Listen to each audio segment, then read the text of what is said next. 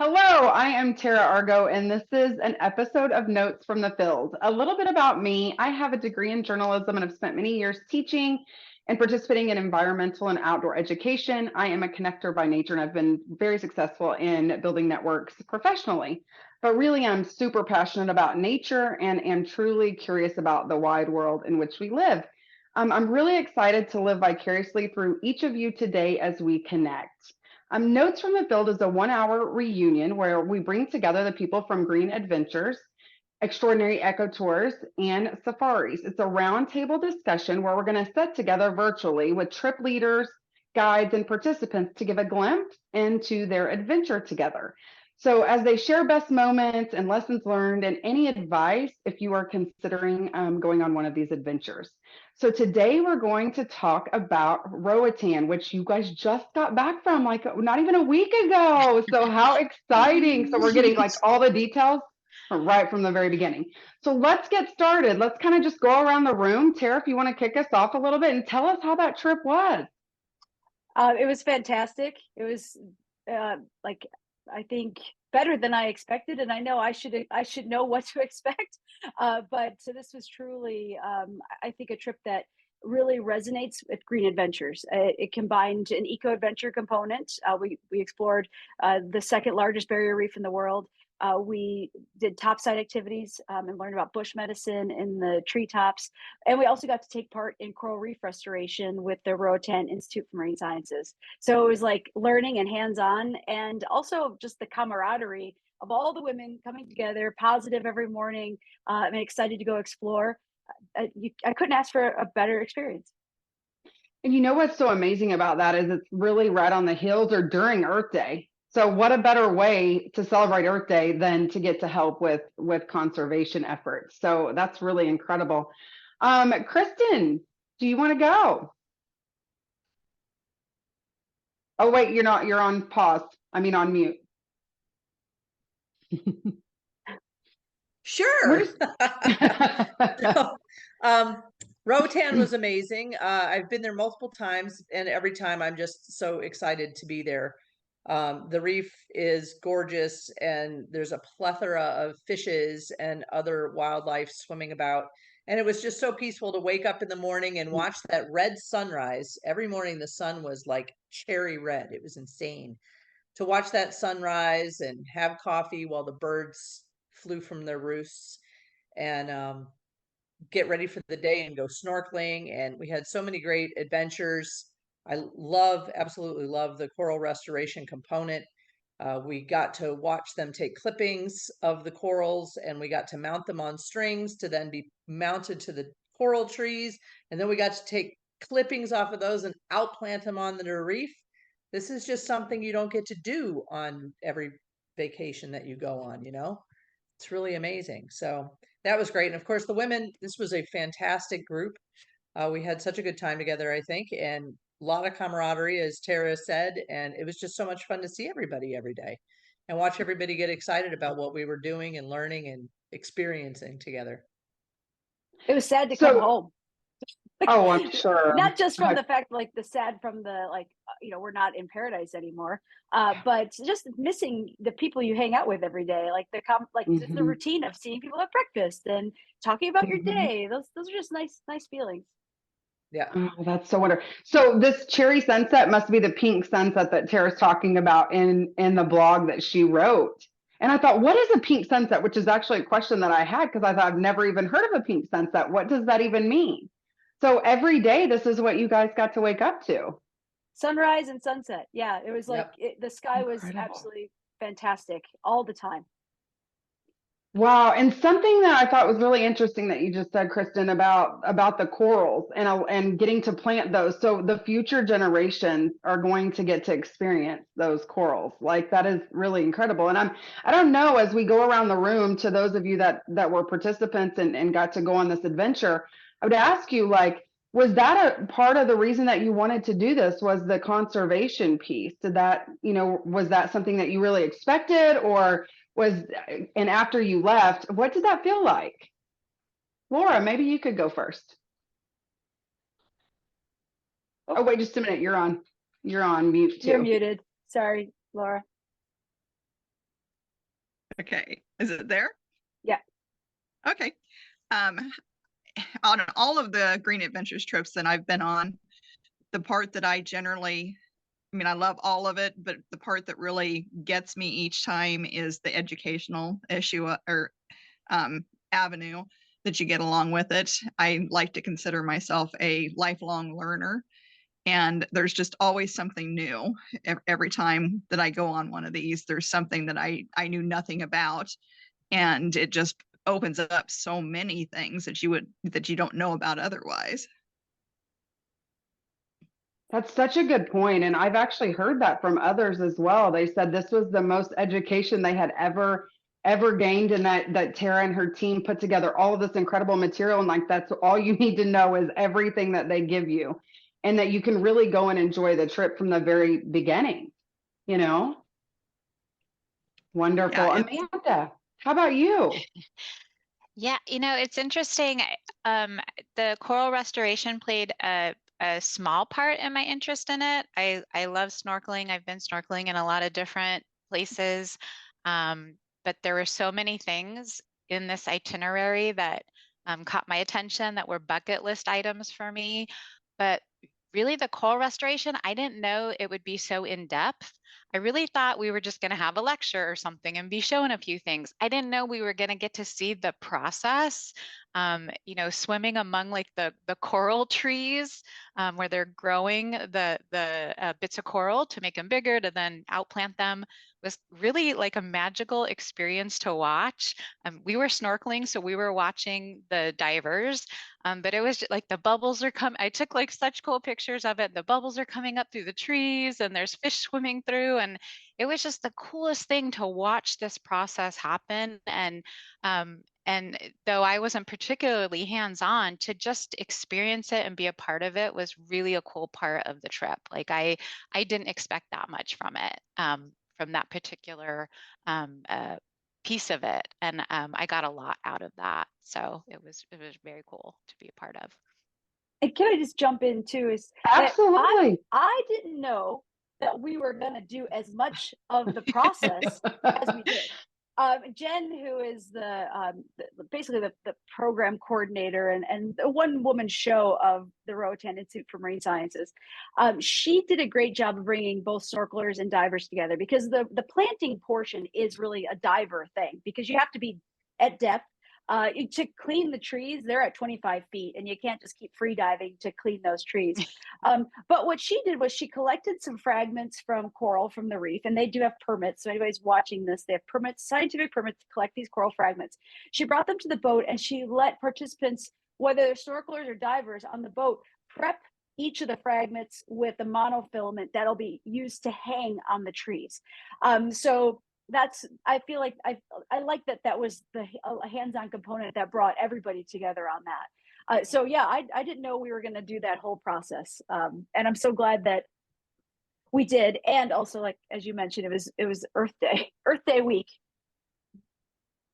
Yeah, and I mean, I was picking up trash, so I would have much rather been helping the coral for the generations to come. Not that I love to pick up trash, don't get me wrong, but it sounds like that's so much more fun and exciting to actually get to play a role in the future of the conservation efforts for the marine, all of Roatan. That's just incredible. Michelle, tell us a little bit about your time. Oh, you're on mute.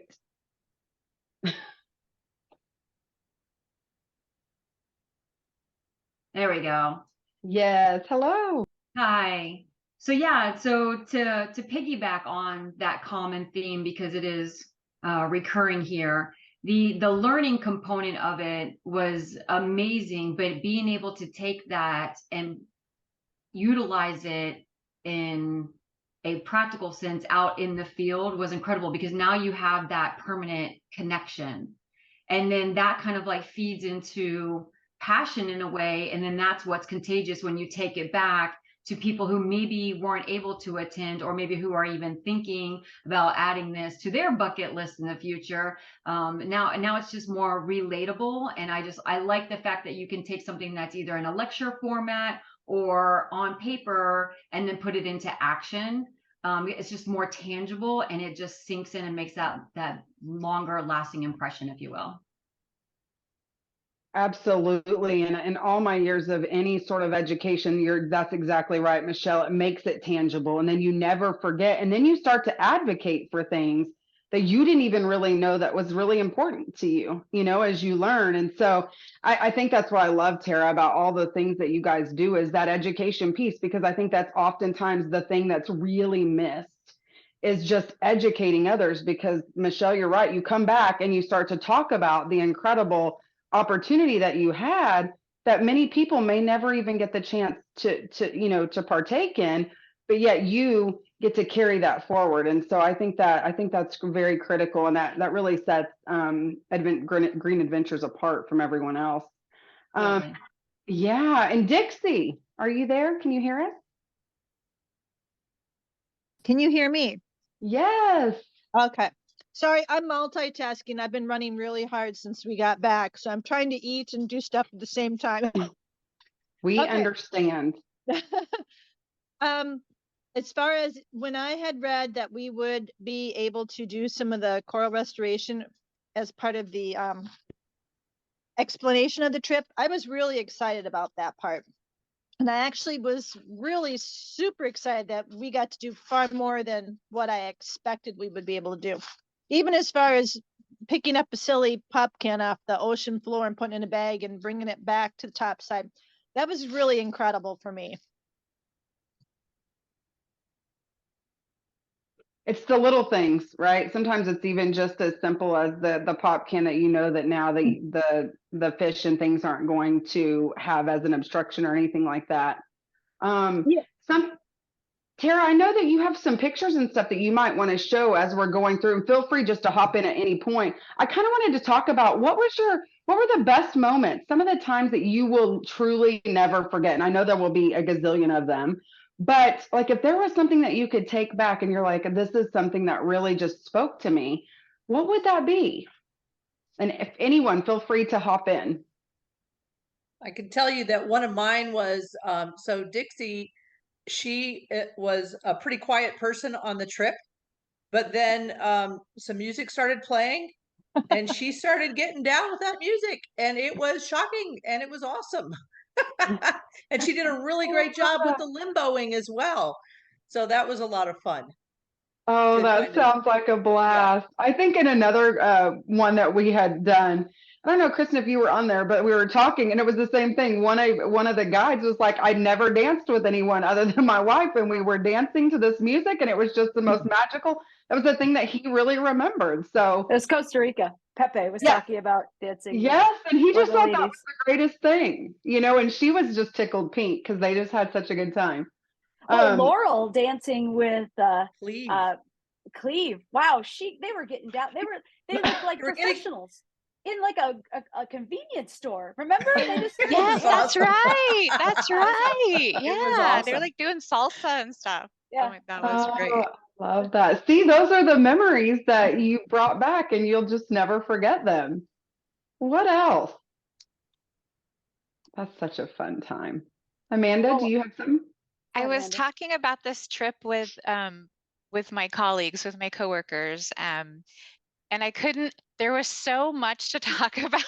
Mm-hmm. I couldn't even focus on one thing. I was like, and there was this, and then we did this, and then we saw this. Like like I said, there were so many bucket list things, and then things I would never think about. I mean, going through this little boat through the mangrove tunnels, like that was so amazing. Like what a beautiful thing to do and to see. And this village, they call it like Little Venice. That's this little part of Roatan where all the houses are on the water and everyone's using boats to get around. And had no idea that existed. And just even learning about the culture, I've now looked up so many things about it because I didn't know all that mix of culture that's there, with African and Creole and Latin, and it's super interesting, and the whole history of the island is really, really fascinating. And that's again something that I didn't expect to get from it, and so that was an added bonus for me as well, among all the other things that I got out of it. It's a trip I will never forget. Never. And Amanda, you did such a great job capturing your pictures are beautiful. Oh, I Mm. love thank your you. photos. Yeah, they're Thank so you. so nice.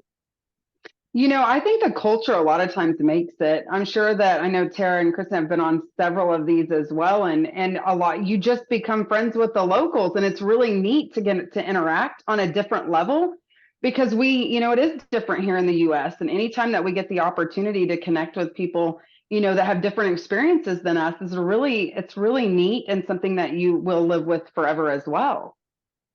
So that's such a good point to point out. What else did you guys experience? Other best moments, things that you'll take with you forever? I think that even though it was like an action-packed itinerary and it was like, oh my gosh, are we gonna get a moment to breathe? But there were those moments in that action where you just like had this overwhelming peacefulness. If you were just like in that moment and you're taking it all in. So whether you're scuba diving and you're down and you're looking up and it's just so inspiring between the walls of the coral and then looking up at your friends who are snorkeling by, even in the moments where we were taking in the cultural lessons of things and interacting with other people, it was like recognizing, one thing that Cleve said was that don't feel bad, they're not impoverished, it's just simple. So sometimes in our hecticness, we forget that there's a simplicity there that we should acknowledge and kind of embrace. So I think that having those moments where you just kind of like got to take it all in and thinking, wow, this is the best thing that's ever happened to me. And then you turn around and you get another one of those moments where it just kind of takes your breath away at the same time that you're taking a deep breath to kind of pull it all into your, to your awareness. Oh, that's so beautiful to think of too, because I think you're right when it comes to the whole, we're so busy, and during COVID, we learned to slow down a little bit, and then as soon as things were over, it was like everybody ramps up, and that simplicity. I know myself personally, I like to see that life can be simple and you can be happy and live on the beach or, do the things that you really enjoy because our life is so short. So I think that's really incredible that you were able to experience that in those little moments, Even Wonderful. with sharks surrounding you. Oh, that's got to be a little bit frightening for sure. Laura, do you have anything, or Dixie? Tell us about your moments. My moment was basically the whole trip. I'm sand, sun, and sea, and anything I can do in that area, I love every drop of it. So the whole trip for me was amazing. Yeah, I agree. I think the top things what I was talking to everyone at work about was, well, the shark died because that fascinates everybody. And then I was talking about the coral restoration and even some of the details on it, and the plankton when we went out the one evening and collected plankton samples and we're looking at them underneath the microscopes was really cool. And by the way, I'm a analytical chemist, so being I work in a laboratory, that got everyone's attention. And then the tour with Cleve, seeing how the residents outside of the tourist area kind of live and how they're housing in that really left a huge mark on me. It's so fun to hear all these moments, isn't it, Tara? For sure. Yeah. Because Oh, for sometimes sure. you don't realize it's like, you're used to doing so many of these trips, but then to hear all the ladies talk about the things that really were impactful to them and personally. and for this trip too, I got to be kind of a participant. Kristen was the trip leader, and I was there. I co-led, but it was nice to take a step back and really spend some time connecting with participants. Because as a trip leader, you're usually running from point A to point B, and you're thinking about 5 other things, and it's hard to be present. And it was nice to be present on this particular trip. And then also one of the things that about this location too is that we're staying at an eco resort, and if you've ever been on a Green Adventures trip, we don't usually stay at anything with our name resort in it. What I love about this place is that you do feel like you got the modern, you got amenities, and the creature comforts, air conditioning, for example, overwater bungalows, like 3-course meals 3 times a day, made by a chef in a restaurant. And if you don't want to go snorkeling or diving, you can go do a massage, for example. Like those kind of things are on site, but it is nestled in nature. And I never felt Americanized, I guess, and I never felt like it was commercial. I felt like I was staying in a little forest retreat, but instead it was a little island in the Caribbean. So I think this is a truly unique experience for people who don't want to rough it, but who want adventure. You can meet right here in the middle. For those who want some education and they want some hands-on, because there's a whole segment of people who want more volunteerism. They want more hands-on. How could they volunteer? How could they spend time helping? And on this trip, you could do the coral restoration stuff. You could go to Seoul, which is the community center some of them went to, and meet the local kids and donate or do classes with them. So there are opportunities to kind of choose your own adventure on the main adventure. And I think that's what really sets this trip apart from compared to the others. Wow, that is incredible that they can even volunteer. So they get to kind of pick and choose what really kind of speaks to them.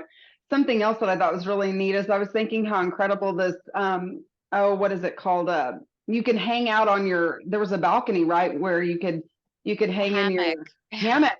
And I kept thinking like that, although you probably didn't have a ton of time to do that. It sounds really lovely. Oh, we found it.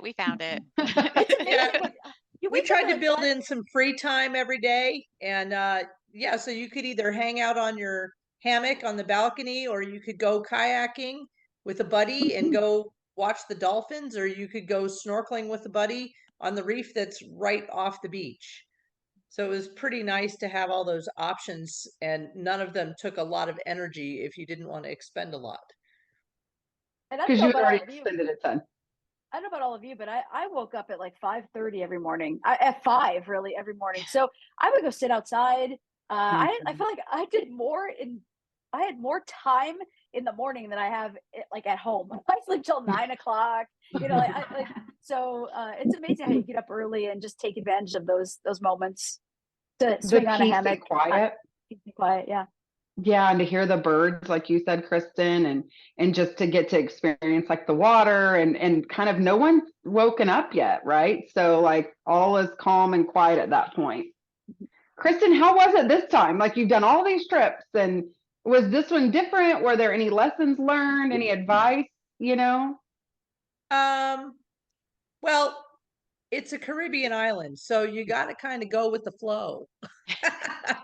And the flow can be a much different timing than what we're used to back here, but that's kind of the beauty of it as well, is learning to just kind of relax and take it in as it comes type of thing, and expect change. I think that's a life lesson too, right? You got to go with the flow and expect change, because it's the only thing that you can really count on. But yeah, I think that was kind of the only lesson per se that I could think of. It was just, it's just always so enjoyable. I mean, even though I was the trip leader and I was running around doing a whole bunch of different things, it's still so fulfilling to watch everybody experience what they want to experience, and to experience new things, maybe push some boundaries, to try new stuff, and to come out the other end, more empowered and excited and that kind of thing. Yeah, you get to kind of do a little bit of that pushing, right? So and that's, I know, just a little, but probably just enough that all of us probably need that at times, Yeah. Night snorkeling. Right? Yeah. I don't think that's something I ever thought I would do. And it kind of, and I love swimming, love the water, feel super confident in it. But water at night is a whole different thing, especially the ocean. And that was a trip. When I tell people about that, they're like, "What, you did what?" And I'm like, "Well, there were other people there. I wasn't by myself, but we all had flashlights."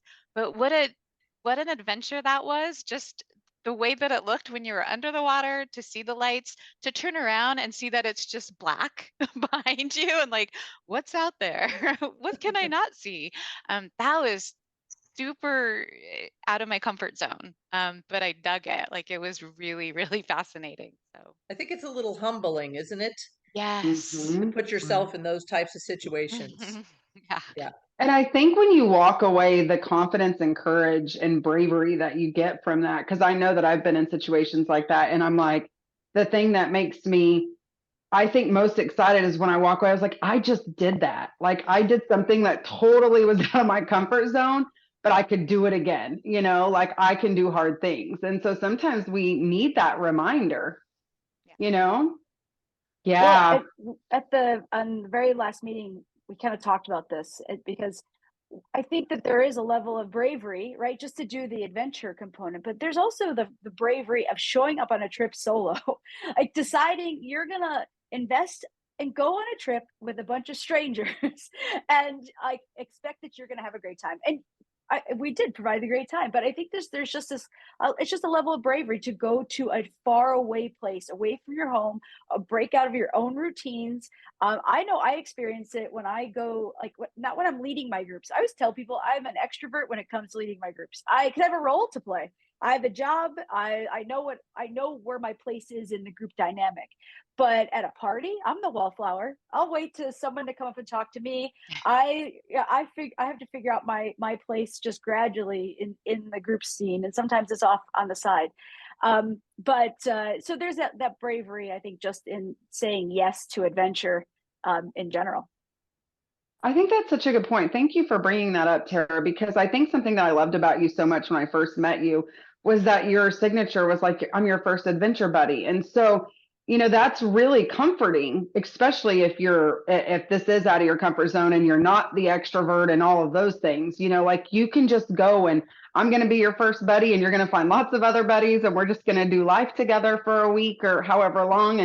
And that is really comforting to know that you have someone on your side from the very beginning. Yeah, that's what I always wanted when we have our trip leader meetings. One of the things we talk about is how we make sure that everybody shows up and they at least know us, and so that people feel like they're traveling with friends, like they have an adventure buddy. So good. I'm glad that resonated with you too, because that's really important to me for people to feel Well, that. it definitely comes across. So great job to you and your entire team, because I think as some of you, this may have been your first trip and it is nerve-wracking to think about going in, but now that you've done it, I'm sure you were like, what was shouldn't have even been a concern, you know? But you do if you don't have somebody to go with. So I think that's a good point. Tara, how about we show a few pictures, because I'm dying to see some of these. And I want to talk, and you ladies can kind of be thinking about this. Any lessons that you learned from this trip, or any advice for those that may be thinking about, going on an adventure like this in the future? So everyone, can you see my screen, at least folders right now? Okay. Yes. Okay. Thank you for supporting me in this active bravery I'm doing here. You are doing a great job, As my you friend. know, anybody who's been on my trips, you know that I will admit that when I'm afraid of something, because it's okay to be afraid. I tell people I'm afraid all the time, but I do it. I'm just afraid. So just here's the property, and like here is what here's what this is where we stayed. This is the key where all the bungalows are. Let's see if I could do this.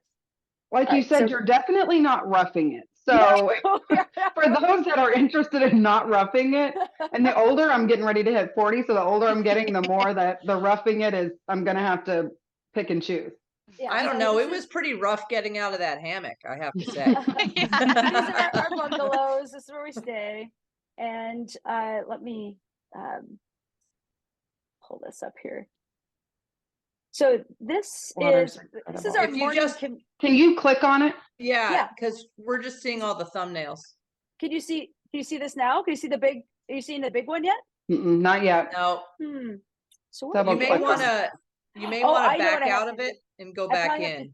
I probably have to change which screen I'm sharing. Maybe, let me see here. Stop share. Let me just try something else. Share screen. Here. Okay, now you'll be able to see it. You see this? Oh, that's perfect. Yeah. Oh my goodness, look at that. This is water our taxi. Yeah. Yay. So this is pulling away from the key. And this is how we get to the main part where the restaurant is and our classroom and dive shop.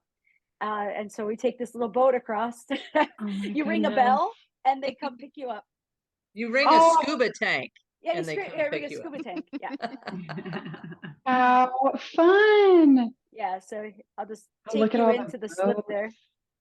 Isn't And that the guys sweet? that drove the boats were amazing. They knew our schedules better than we did, I think. They did. They knew everything. They did. Yeah, and so over here to the left, this is the new like reception area and dining hall. So it's really nice, air conditioned. So this is coming in to the main part. Wow. Let's see here. And so this is what it looks like. Are you able to see this? All right, can you see? Reshare.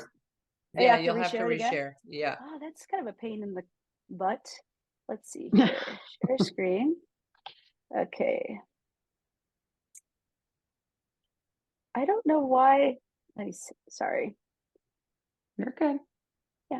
I'm not gonna panic. I got this. I swam with You sharks. I got can do it. anything now. You are okay. Yes. Oh. That is an inside. And if technology is the culprit, then Mhm. it's going to be fine.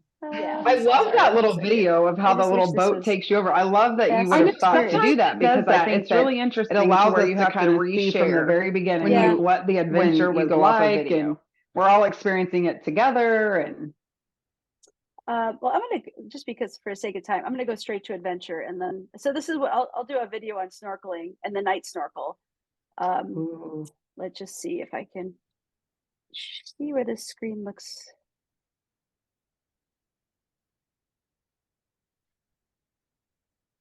perfect. Can you see it? Is it big? Yeah, can you enlarge it?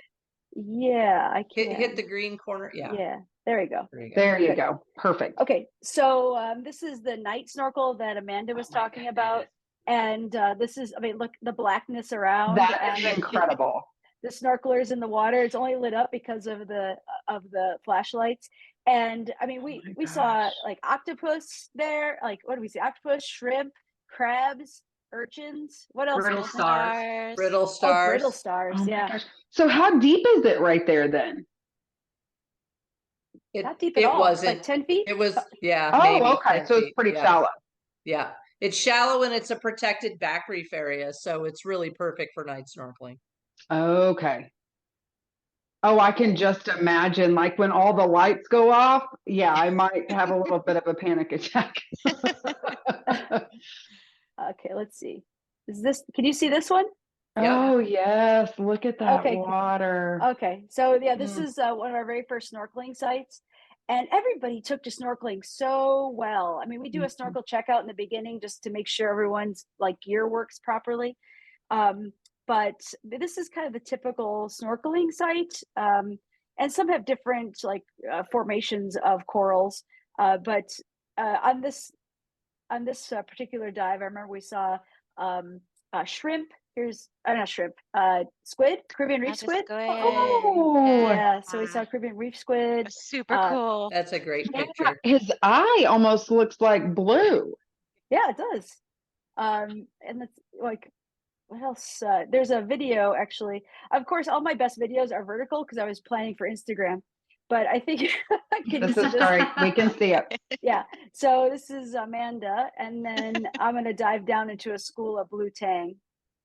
But just like it just felt Oh, it's like look so at that. otherworldly. These are like hidden cities, you know, right below the surface. And as I mentioned, this is second part of the second largest barrier reef in the world. So it's Yeah. so super special. Very diverse. Yeah. And these guys are called surgeonfish because they have a little spine on the base of their by their tail. It's like a little scalpel, so that they fall into the surgeonfish category because they will cut you when they feel threatened. They should be gangsters. Really? Yeah. But then one of the coolest snorkeling experiences many people will say they've ever done is snorkeling with a pod of dolphins. Oh, Yeah. So were they this is- friendly?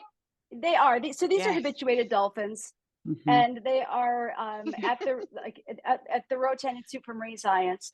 So they are part of a dolphin program. They're in human care, and they're in this like how big of an acreage of like seawater, and they actually will take these dolphins out to do like open water dives with scuba divers, and these dolphins choose to come back here. So it's a really amazing like research program, and obviously this chance to swim with this pod of dolphins. Oh, they just look so curious. Yeah. Oh, they are, and they're extremely playful. That was And, one like, of see how- Oh, go ahead, Kristen. one of my favorite memories is that I was talking to one of the dolphins from the dock, and I put my hand out, and it touched my hand, and then it opened its mouth because it wanted fish. I'm like, I don't have any fish. So then it like screamed at me and slapped its jaws and made farting sounds with its blowhole. It was pretty funny. I have that video. No. That You video are is like so on good. its I'm like, I'm bad sorry, list. I'm so sorry. So I'll talk Oh, about the that's coral funny. restoration component. There are two types of corals that they're working on restoring, like planting, I should say, out on the reef, are staghorn corals and elkhorn coral. And this is an example of elkhorn coral. They're two of the fastest species of corals that will grow, and they are huge energy absorbers for storms. They're habitat for animals, and so they're important to the reef ecosystem. So this is just two of the species that they're working with, and so the process is this. So this is Jen. So Jen is who we've been talking about. Let me come up here in just a second. I hope. So she brought up some coral fragments, and this is Dolly, who is like putting them on the monofilament. Oh. Now you can just touch it. I mean, I know they have a permit, but I mean, like, it doesn't harm it, obviously, or it's That's a great right. question. Kristen, do you want to field it? Do you want to answer that Sure. question? Yeah. So it's kind of sacrifice for science. So the coral itself, each fragment has about each fragment of that size probably has about 50 polyps on it. All of them are the same genetically. They're all brothers and sisters of each other, if you will. So when you do hold it, you do injure some that are right under your fingers, and they actually, once they stress out, they slime you. So we were all getting slimed, but that will heal. And you do it so you can put that little string on there, so then you can hang it from this tree. So you don't want to go out and touch corals in the wild, because you know you can injure the polyps and everything. But for the purposes of growing out new ones to be able to replant on the reef, it's a sacrifice that those polyps make, I'm afraid. Yeah. So this is what but the whole thing grows back.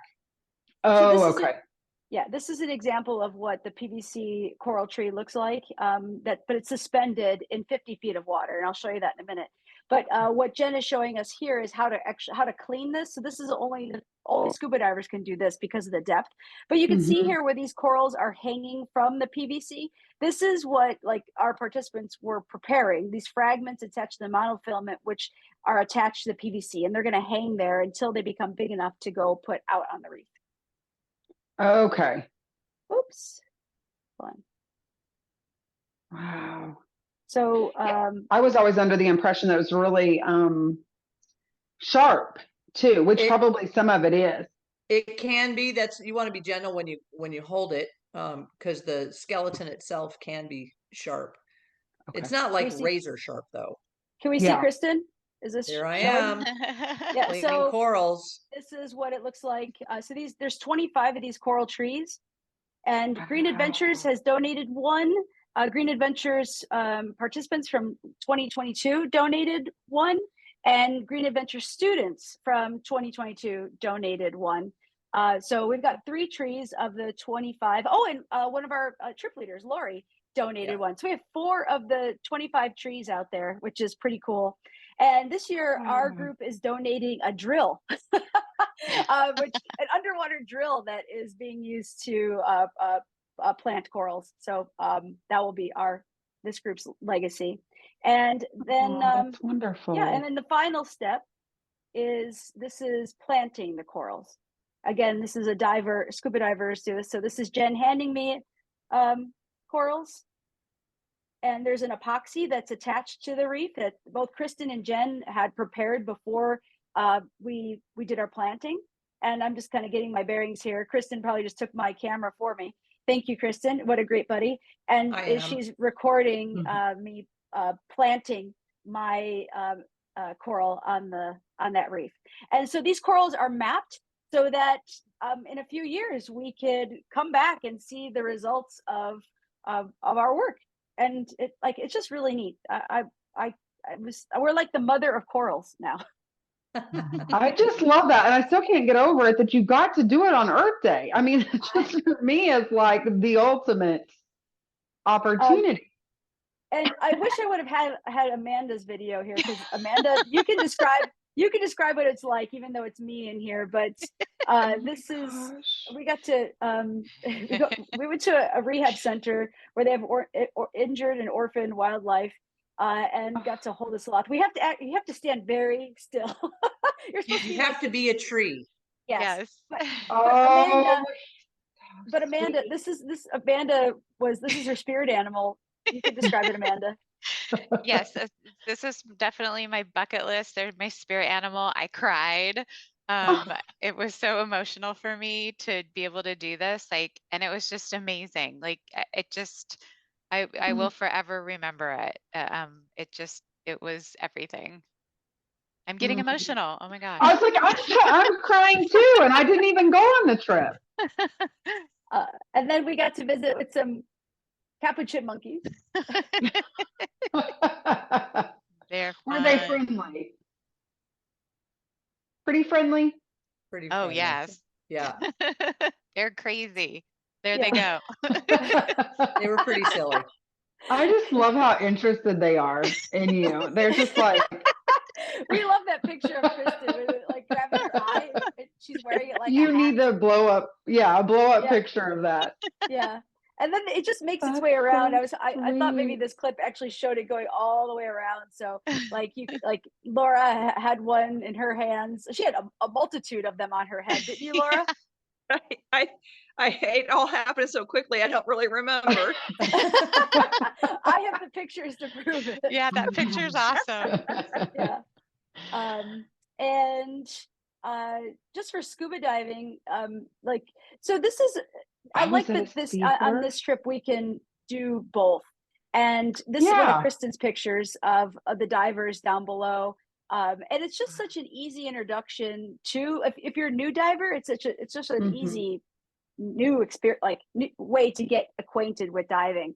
So the snorkelers are on the shallow reef, and then the divers will go on the back reef down the wall.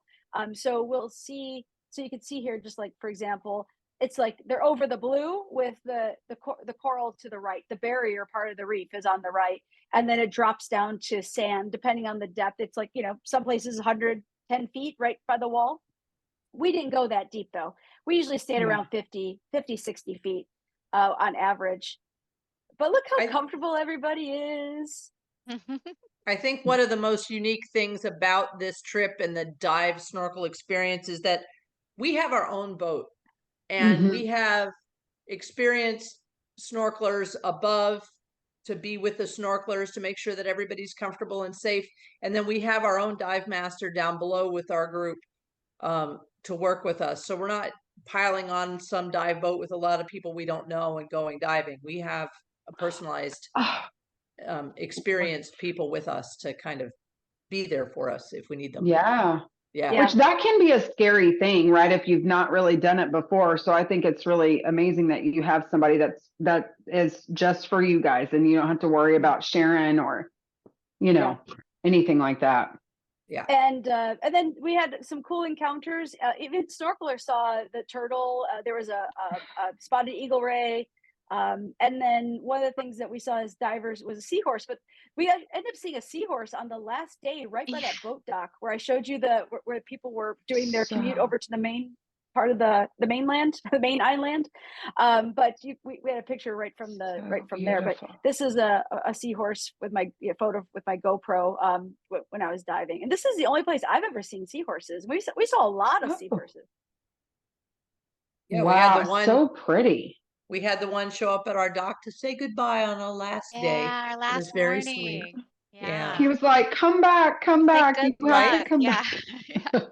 And so the shark dive has to be shown here. Now this dive isn't for everybody. It's more like it's in 70 to 80 feet of water. There can be currents. There are 15 large predators, which you don't really need to like. Worrying about the predators is not as like, you know, that's not really should be the forefront of your mind. It's more like your ability as a scuba diver should conditions not be good.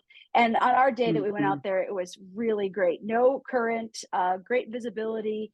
And I joked with my team. I was like, I'll have to show you the hand signal in a second. But I was like, instead of, because you give each other, well, I would do this. I have to see it now.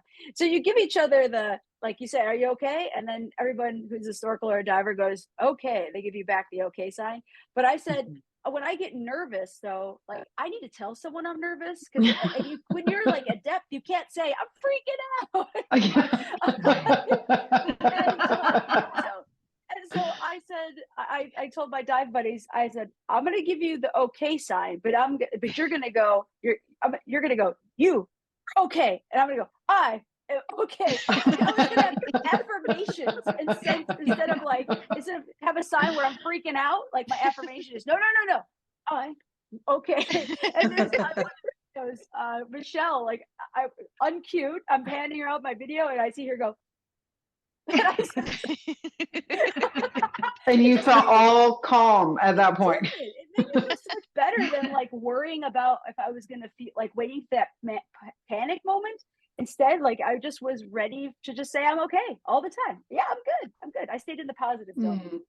I love that. Yeah. And I love your vulnerability and just sharing that, because we all get, to be honest, I'm thinking, I don't know that I could do that. That's for one reason I've not scuba dived yet, because it makes me nervous to think I have something on my face and I can't. And I've snorkeled, no problem. So I know that I can't be the only one. No, you're not. I'm one of the others. Okay, good. So I need to do a lot of practicing before I go on this, because I got to swim with the sharks, right? And have people who are just supportive, you know, like that you got to be confident in your skills. Like my skills were never an issue. It's all in my head. That feeling of just like, I know what works for me. I like connection. I've told my dive buddies, I might touch your arm. Like, I just need to like be grounded a little. Like I do that. Sometimes I give myself a hug while I'm diving. Yeah. Oh, I do too. Or trees. I like to hug trees. Yeah. So I can't, because you can't look at someone and say, I'm like, I don't know, be on a plane and say, can you help me out here? I'm freaking out. So Laura knows that, because she helped me out on a small plane. Yeah. I own an eco adventure company, and I walk a fine line. I love it. Just show you the shark dive here. So we descend on a line, and I'm gonna take. So these are Caribbean reef sharks around you. Yes, they are everywhere. Oh my gosh. It's pretty amazing. But I've never felt so calm in my life. And Michelle, maybe you and Dixie, you might want to share something here. Like, look, there is a shark coming right at me. And I was like, cool. Michelle and Dixie, you went on this part of it? Yeah. So how was that? It was incredible. And you weren't at all, I mean, I'm sure you had to have a little bit of nerves with all these sharks swimming around you. You know, I think my nerves were earlier on, because I was a novice diver and I'd only had gone down 20 feet. And then all of a sudden they told me we were going down like 40, 50 feet. And I don't think anybody knew the paranoia that I was having and that I wasn't going to be a good enough diver. I kind of bottled that up. And if it wasn't for Tara, it's like there's a few times she had to save me because it kept sinking. And then she'd get the dive master, signal them over. She needs help. When they finally figured out I was having a weight issue. And then Kristen was always standing vertical in the water like a guardian angel. If you kind of, it's always, it'll be burned in my mind, because she can vertical in the water with just her fins going, like she's standing in the water. And it's like she did. She looked like a guardian angel. So if you kind of like felt insecure, you'd look over and there she is, just standing with her arms kind of crossed, just going, yeah, I'm here. And then If you need our dive anything. masters were just awesome. John was really good to work with. It's like if you had a problem, he kind of was ahead of it, but he'd let you figure things out too. It's like he would never let you go into danger. So it was very comforting. So I got to go through that before we got to the shark dive. And I felt that if they didn't think I could do it, they would have pulled me aside and said, hey, I don't think this is safe for you. So being they let me do that, it's like I was really comfortable by that time. Yeah. Yeah, that was one of my favorite things about the diving is watching everybody's skills and comfort level and feeling that they could do it, watching that happen over time. And yeah, by the day of the shark dive, everybody was doing very well on their diving. Yeah. Their That's a skills were way testament up, to the their team. confidence was up. Yeah. So Yeah. yeah. That's incredible. And I can't even imagine the sheer size of the shark swimming, because I know that looks big on screen. So I can just imagine when you're in there, like in their swimming, it's probably just incredible to see their size. I think for me, then I noticed the size when I was descending down the line, because that's the first thing I saw was the silhouette of a shark swimming along the bottom. And then when I got down there, I was just so happy I was down there, like sitting on the sand. I was like, okay, I don't even know why I even like the sharks didn't even like they weren't freaking me out, and I did not think once about how like the shark itself. I just thought there were moments that I had tears behind my mask. It was just I just felt so much peace looking at their eyes, like just looking at the sleekness of their bodies, and I could look into the eyes and I just felt peace.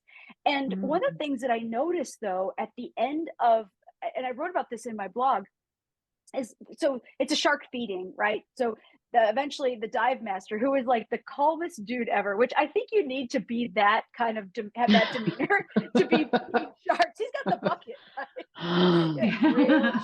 real chill. So anyways, so we're all kneeling on the sand. He swims the bucket over, sets the bucket down, and then like I think he cracks the lid maybe, so there's a smell of the fish coming out. And then he slowly goes away. And then the sharks are like creating this cyclone around. And there is an energy that's building up that felt like an electric storm. As I was sitting there, I felt like someone goes zoo, zoo, zoo, zoo. That's like if you were going to charge up like a flashlight, like that's kind of the sound and the feeling I was getting. And I could have imagined all of it, but that's what I was feeling.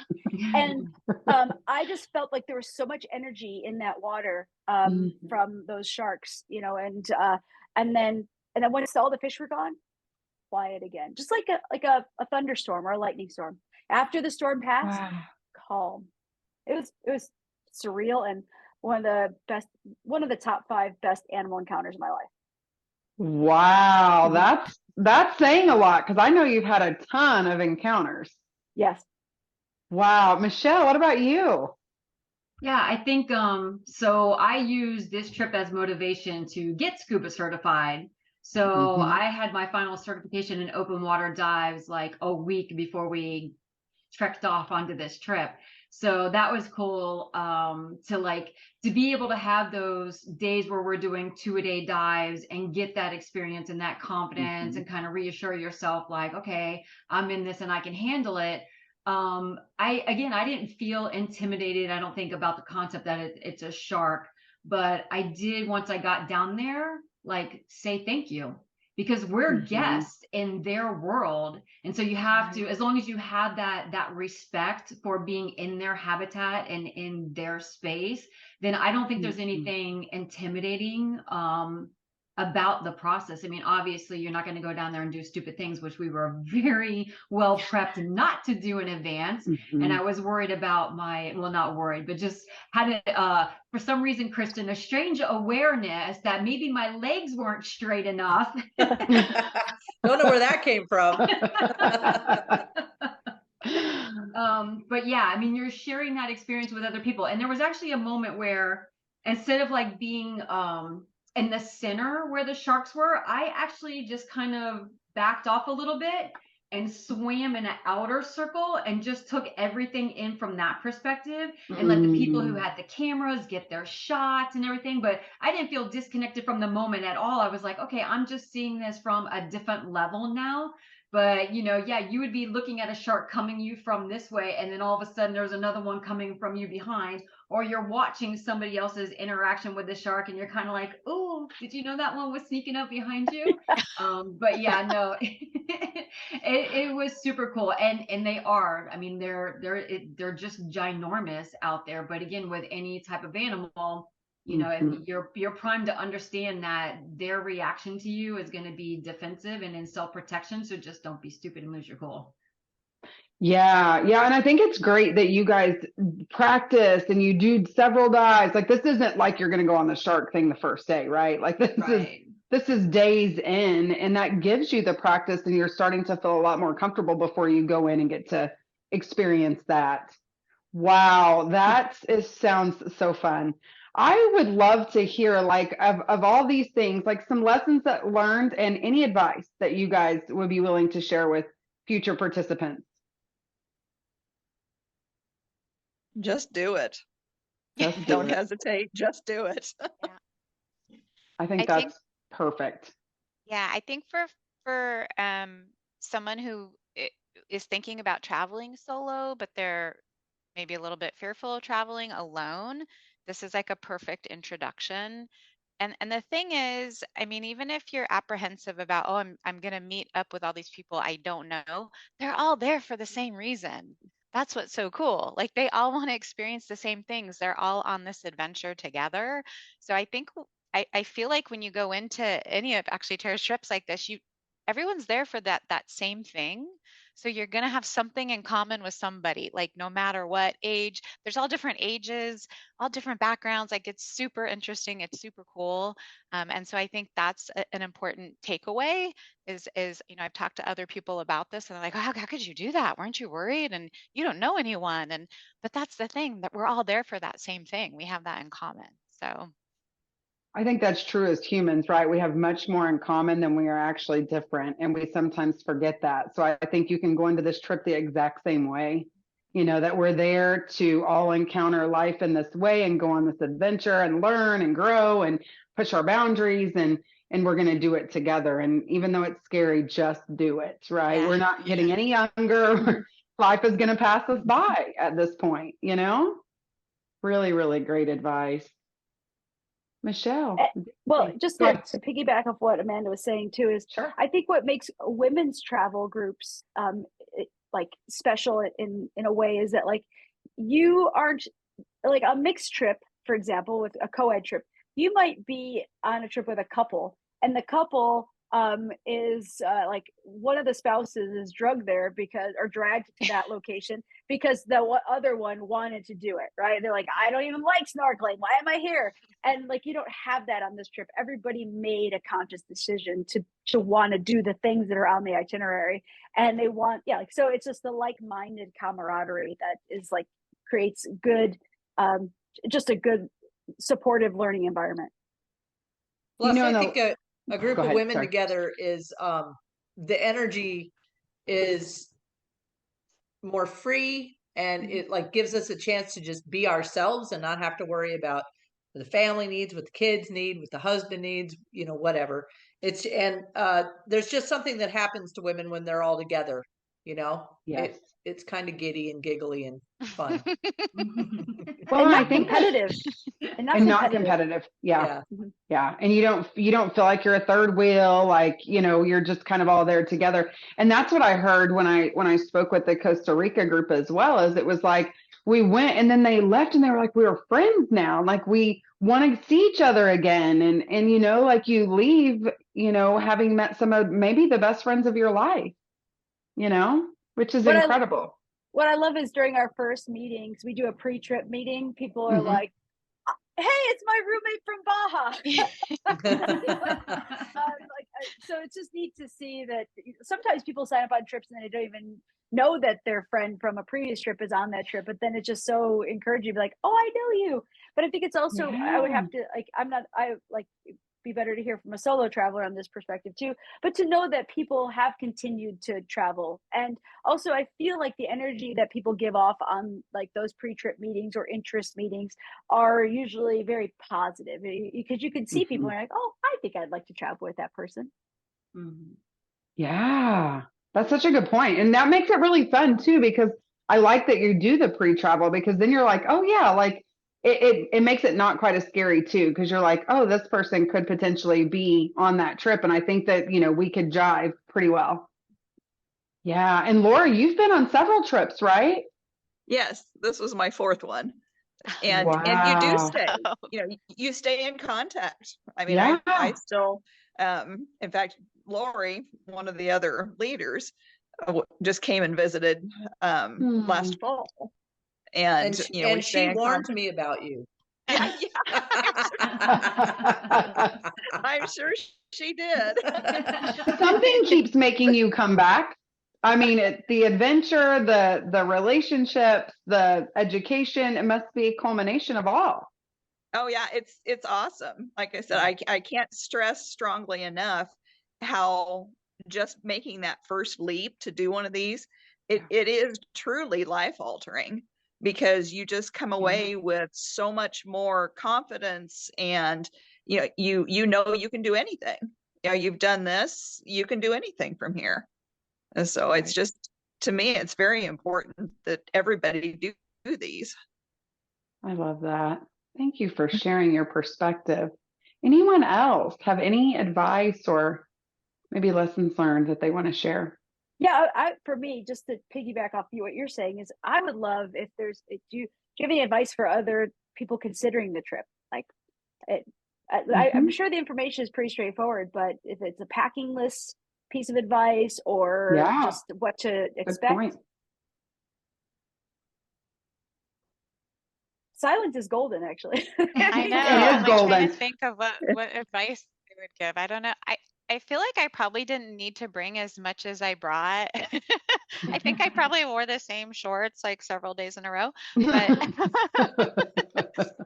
because you're just like, whatever. I'm on Don't vacation. overpack. This is awesome. Yeah. Mhm. But no, I think, I mean, other than that, it's we were always kind of told the night before what was going to happen the next day. We had an idea of the schedule. Um, I thought I would lose weight on the trip. It's I all did muscle. not. It's all muscle from It is snorkeling. all that swimming. That's right. All the Sure. swimming. Those 3-course meals 3 times a day with the option. Well, it's 3 courses 2 times a day because it's breakfast. But there was still a dessert even with breakfast. They always brought like a muffin or something. So And you just Cinnamon have to rolls. eat it. you have to. You're on because vacation. you're on vacation. Yeah. Oh, It's absolutely. required. And Tara, I want to say that I've heard from several too that like the packing list and everything was incredible for them. That they didn't feel like they missed anything because they were very, very prepared before they ever, got to that trip. And again, that's a testament to you and your team. You've done this for many, many years. And so that process and doing all of those things and providing the stuff to the participants, you've nailed that down, I do. I really do pride myself on my packing list. I try not to put too much stuff on there, but don't make people feel like they have to have one pair of clothing the whole time. But I'm the type of traveler that I bring extra stuff, and but I typically wear the same clothes over and over again because you wear what's comfortable, and you get you pretty soon you Mhm. develop your beach, like your snorkel boat clothes and your like eat clothes. Yes, your eat bed clothes. It's like My And your my eat eating clothes? shorts. It's like they have to be elastic, I think. your eating shorts, your boat Eating shorts, pants. your sleep Yeah. shorts. 3 pairs of shorts over and over again. And then you just hang them outside overnight, right? Like whatever needs to be hung out for tomorrow. Yeah. No, I just love that. Anybody else before we wrap up today? I think this was wonderful. It's just so fun to live truly vicariously through you guys. So I'm going to have to go on this trip too. You just have need to go on every single have one to of Do do them. it. For me, what I would tell folks about this trip is that you should feel okay pacing yourself. There's a lot offered. And I don't ever want anybody to come off a trip saying, "I was so bored. I wish I had more to do. But I also don't want I people don't to think come that's off a trip possible. go, oh, well, I know it's not possible, but I also don't want people coming off a trip going, they ran me ragged. That was a military exercise. I was up at 5:30. I was in bed by 10. I was on one boat to the next. You had to walk from one point to the other. I did 4 activities in the morning. And carry 14-pound weights. Yes. I want people to feel that if they want, and some people on this trip did, like if there's like today, this afternoon, I want to stay back and get a massage, or I just want to hang out on my hammock, or I want to journal, I want to sleep, that's okay. So I want people to feel that it is okay. I'm just reiterating this because I'm sure we said it on the trip too, but that it's okay not to do everything on this trip. The joy about being where we're at is that we're in one spot. So no, like you can't be left behind. Whereas like some of my other trips, we move and you can't just not do that activity because we're not coming back to that guest house tonight, you know? So that's what's nice about this location is that we are, it's our home for 7 nights, and you can pick and choose your activities. I just hope that those people spend at least one morning or one afternoon each day with us, because it is so much about the group. Anybody who comes on a group trip that wants to isolate themselves and not be with the group the whole time should reconsider their choices for group travel. But fortunately, the type of people that come on this trip, they want the camaraderie and support of the group, and I'm just giving everybody permission to take it easy and rest too, because you deserve that. Yeah, and that there's not an expectation on that end. So you don't feel like, oh my gosh, I'm not meeting their expectations. They're going to be mad that I didn't go to X, Y, and Z, you know? Mm-hmm. And one thing I wanted to ask a quick question about before we wrap up today, what about your guides? I heard you talking about the ones that you were diving with and stuff, but I can just imagine how incredible they are there as well. Speak a little bit to that. Jennifer, we had two main people with us and then a couple of helpers along the way. But Jennifer, as I mentioned, she's the coordinator. I don't know her official title. Is it coordinator, Kristen? Do you know? Oh, we'd love to hear you off of mute. Yeah. But I think she is a coordinator there, and people keep trying to shut me up. I tell you what. Yeah. So she's the education director. Education director. Okay, a higher title. But I think so I invited her to come tonight, but she is in Louisiana right now, and so she couldn't be on this call tonight. But she is one of those people, I think, that she is a quiet, like she's quiet, and you don't think that I don't know, like her personality is not big, but when you get to know her and you have moments with her, she's funny, she's empowering, she's super patient, and I feel like every time she would do a class, she would be rallying us, like rallying an army of environmental stewards, and not in a way that's like doom and gloom and you've got to do this, or even high energy. It was just the cadence of her voice kind of weaving a story, and people were just kind of like following along. I was following along. And there are things I joked around that I know what coral polyps are, and I know that they have zooxanthellae, they're the algae that they have a symbiotic relationship with. But she was talking about like, what else do corals have? And I was just so hung on the story that I didn't even realize she was talking about the zooxanthellae. I was like, wow, she really got me.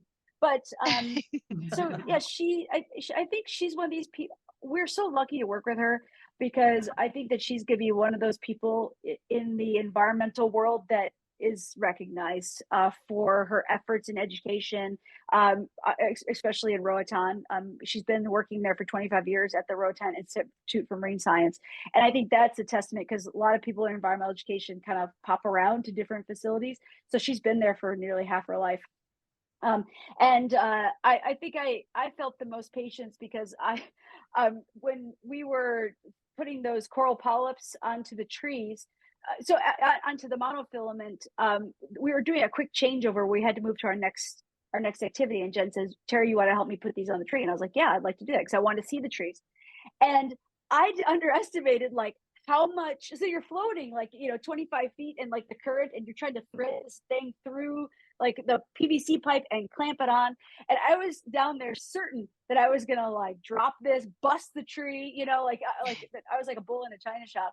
And she was actually just so patient, and like I've never felt judged. We need more people like that. Just where you can just feel safe making mistakes. That like, yeah, if you drop the coral on the ground, I'm not going to freak out on you. We'll just go get it later, or it will grow into something else. And then John, who is the dive master with us, I think what's really important. So the dive master is the person that was with the scuba divers, and what is so important day one is to establish that you are somebody that will take care of us. So in the sense that like you've got like you're not just going to jump in the water, turn your back, and we're going to follow behind. That you're going to turn around and say, "Are you okay?" Or you're going to pay attention to buoyancy, looking at people's buoyancy, looking at the nuances of their diving, because we're all new divers. And John gave us that right away. Like, I'll take care of you. I'll watch you. And he also was always looking for things. He was like finding seahorses and urchins and crabs. And he found us a frog. Did he find the frogfish? Frogfish. Yeah, he found us a Frogfish. frogfish and a toadfish all in the same day. Like, he grabbed my GoPro and chased, like, did not chase. He followed.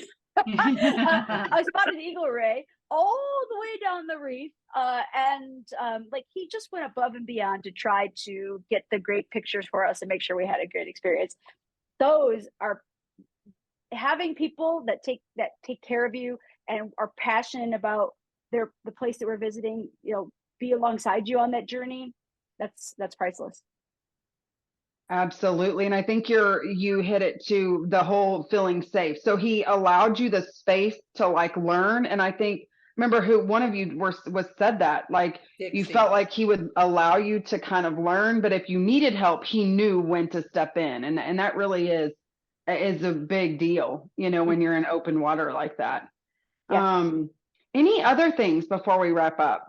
This has been so fun just to get to hear. And I know you guys, it's only a week out, so you're still just having all the feelings, I'm sure.